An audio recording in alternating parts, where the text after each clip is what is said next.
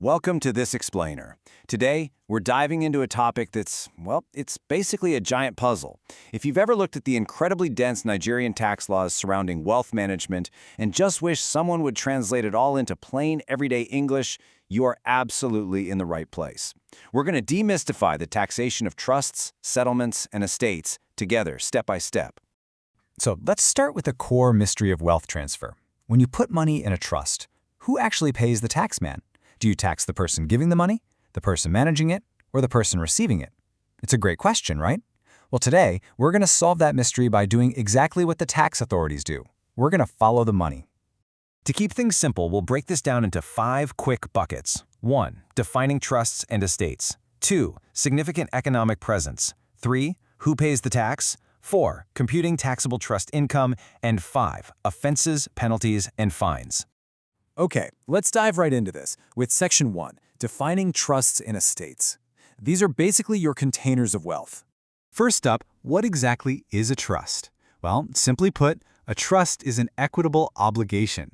It binds a person, who we call the trustee, to deal with a property over which they have custody, and they do this entirely for the benefit of the beneficiaries. The crucial thing to grasp here is that custody and benefit are deliberately separated. The trustee holds the keys, but the beneficiaries get to enjoy the ride. Let's keep that rhythm going and look at a settlement. A settlement is the actual vehicle doing the work. It's a means by which the enjoyment of an estate is transferred to another person. This can happen through a disposition, a trust, or an agreement. Just think of it as the active mechanism for transferring the enjoyment of your assets. And rounding out our definitions is the estate. An estate is simply the grand total of the properties of a person. You'll usually see this term anchored to executorships, or when talking about the total property left behind by someone who has passed away. Moving right along to Section 2, Significant Economic Presence, or what I like to call the modern tax net. Thanks to the 2020 Finance Act amendment, Nigeria casts a much wider, highly modernized net to catch foreign entities doing business in the country. And the magic number? 25 million naira. That is the exact gross turnover threshold that triggers a significant economic presence for foreign companies. If a non-resident entity hits this number, boom, the Nigerian tax net closes right around them. So, what kind of digital activities actually push a foreign company over that 25 million naira mark? It's pretty comprehensive. We're talking about streaming or downloading digital contents like movies and music, the transmission of Nigerian user data, intermediation services, digital platforms that link suppliers and customers, providing goods or services online, or honestly, even just using a .ng domain or a Nigerian website address. It's an incredibly thorough web designed specifically for the digital age. All right, on to Section 3, Who pays the tax? Let's track where the money actually goes.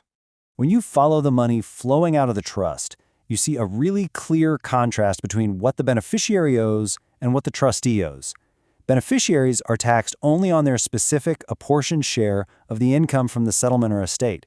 But the trustees? They are taxed on whatever remainder of the income is left over after those distributions are made. It's essentially a two-tier system built to make absolutely sure no income escapes taxation.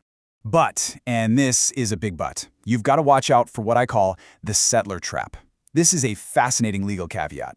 If the person who created the trust, the settler, retains a general power of appointment over the assets, or if they borrow from the income, or even if they make the trust revocable, the law steps right in. It dictates that all of that income is deemed to be taxed directly as the settler's income. You literally cannot pretend to give wealth away while still holding on to all the strings. And speaking of holding on to strings, get a load of this statutory limit, 500 naira. Yes, literally just 500 naira.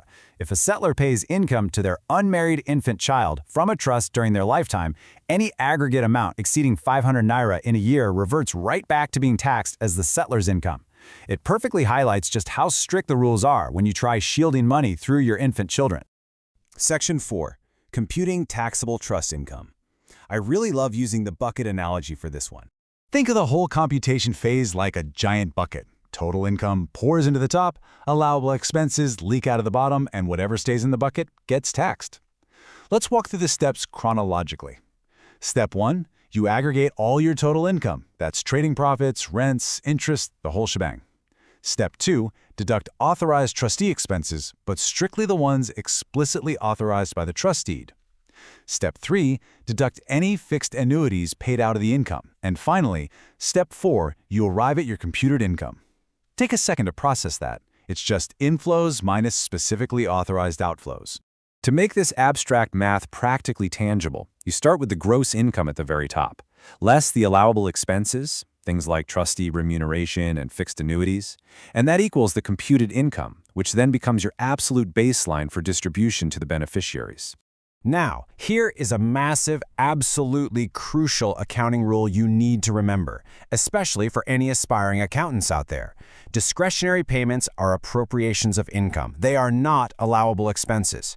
If a trustee decides to give a beneficiary a bit of extra money out of their own discretion, that money does not reduce the computed income. It gets deducted only after the computed income is already locked in. Finally, we've reached Section 5. We're entering the penalty box to talk offenses, penalties, and fines. Under Section 94 of the Personal Income Tax Act, you know what they say, nothing is certain except death and taxes. And the taxman's punishments here are absolute. Let's methodically map out these financial consequences so they stick in your mind. Failure to deduct or remit tax, that's a 10% fine or 5,000 naira plus interest. Making incorrect returns by omitting income, that's going to land you a 20,000 naira fine plus double the amount of the undercharged tax. And making false statements, oh boy, that jumps to a 50,000 naira fine for individuals and a massive 500,000 naira fine for corporate bodies. The rules are strict, for sure, and the financial hits are incredibly heavy. So, after exploring this intricate web of definitions, those modern digital thresholds, the rigid computation steps, and those completely uncompromising penalties, I want to leave you with this final provocative thought. If you created a trust today, would your beneficiaries or your trustee actually be ready for the tax bill? Thank you so much for hanging out with me for this explainer. Keep analyzing, keep learning, and I'll see you next time.